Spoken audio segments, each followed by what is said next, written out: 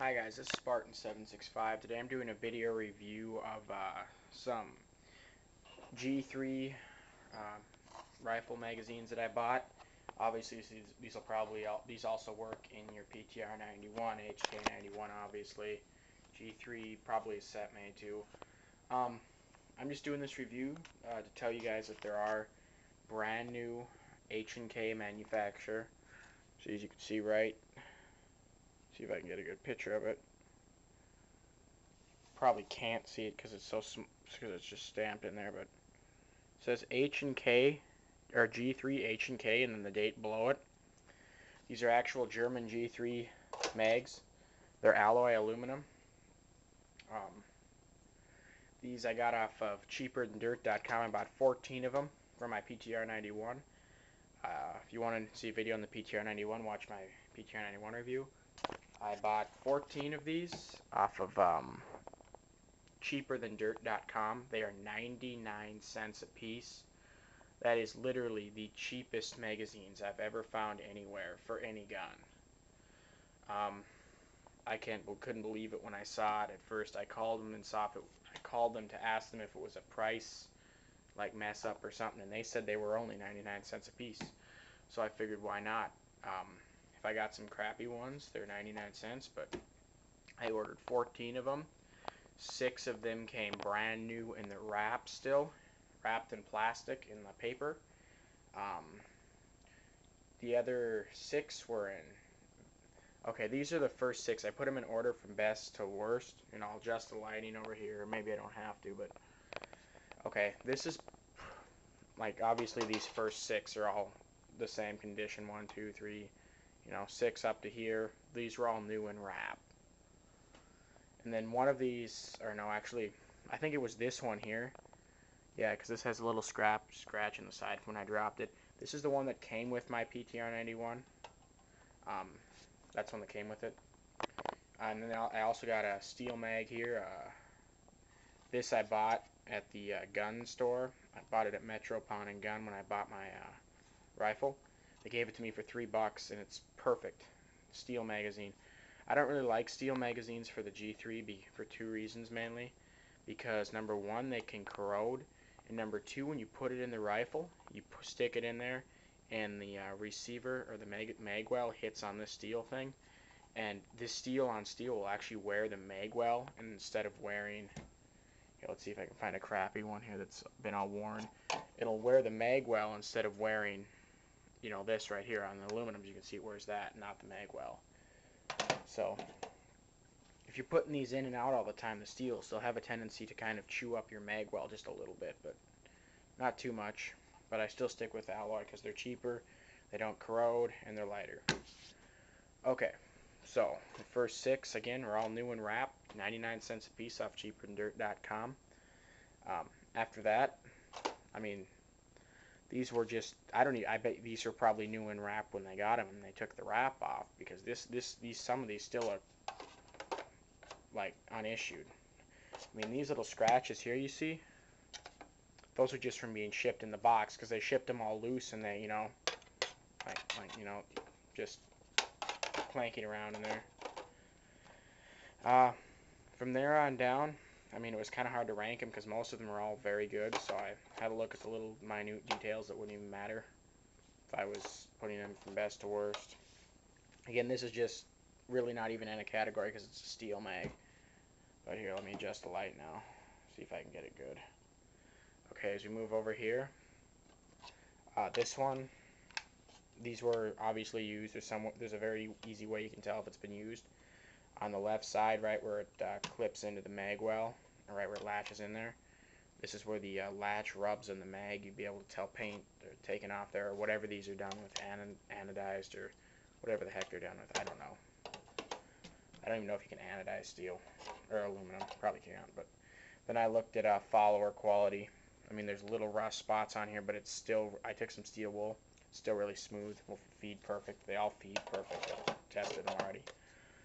Looks like this one here may have been used in a war of some type, or in battle or something. The reason I'm saying that is because it looks like here It looks like it took a hit with some shrapnel. Like you can see a little speckling on there. I can't think of what that would come from just in training or anything like that. You know, could have been used over in Iraq, or I know the Germans don't use the G3s anymore.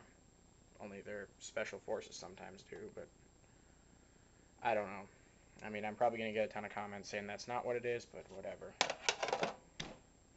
And then if you move on down the line, started to look at different quality. Like these here all work and feed perfectly. There's only one that I had to actually, work on to get it to work. So obviously, as you move down here, the line or the quality gets a little less, but still very good. I mean, if you think about it, you stick these in the rifle. None of this is worn off. The paint on any of these, except for that one at the end, that's the one that's really bad. But none of the paint's worn off on any of these, so these all look perfect in your rifle. Just on here they're stuck in, but none of the metal's worn, just the paint or whatever it is. So you move down the line. This is probably the second worst magazine. There's actually a little bit of metal wear right on there, like it actually is worn just a little bit. Nothing that would affect function, but worn just a little bit, and where it clips into the tunyon or I can't pronounce that word, but that's what holds the part that holds the barrel. I can't pronounce it. I'm sure I'll get a bunch of corrections on YouTube though. Okay, now this is the worst one here. This one came, I mean, it is, there's visible paint wear or whatever it is done with on the mag. It is pretty heavily worn up here, but it still feeds.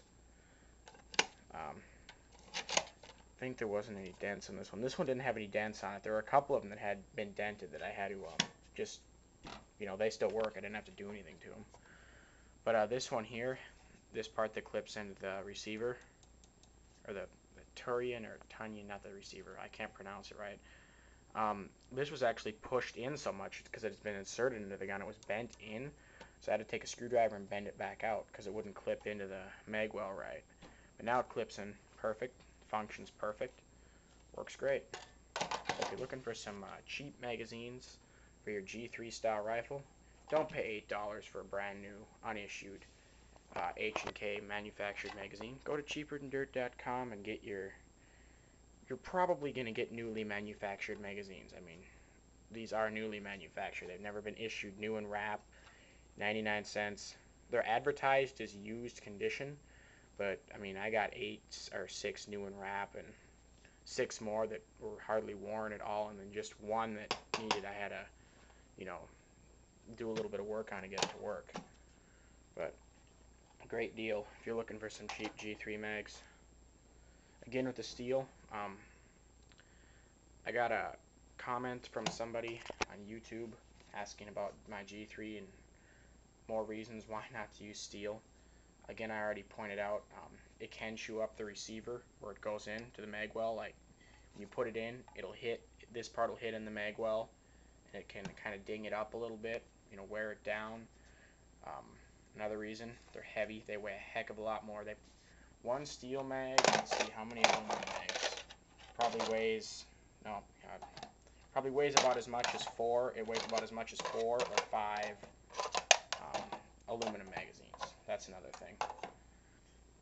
The corrosion, I mean, this is not going to be, it's finished. I think it's parkerized or something, but it's when the parkerization wears off, it's going to corrode. I just don't like them personally. I mean, they look cool in the gun, but not something I'll, use over an aluminum. It's maybe, if you go hunting or something, you could use it, or somewhere where you're not going to be, what do you say? Somewhere where you're not going to be, in a pretty bad environment. Another thing I don't like steel mags so much about is, if you're really shooting for accuracy, you want to use aluminum magazines. The reason being is because, I don't know how it does it, but sometimes the steel mags, like, they can actually pull a little bit of the copper jacket off of the bullet, and it will cause the mag to, or the bullet to be a little bit inaccurate. But that's only on this one. I don't know anyway. If you got any questions or comments, feel free to send me a message. Spartan765 out.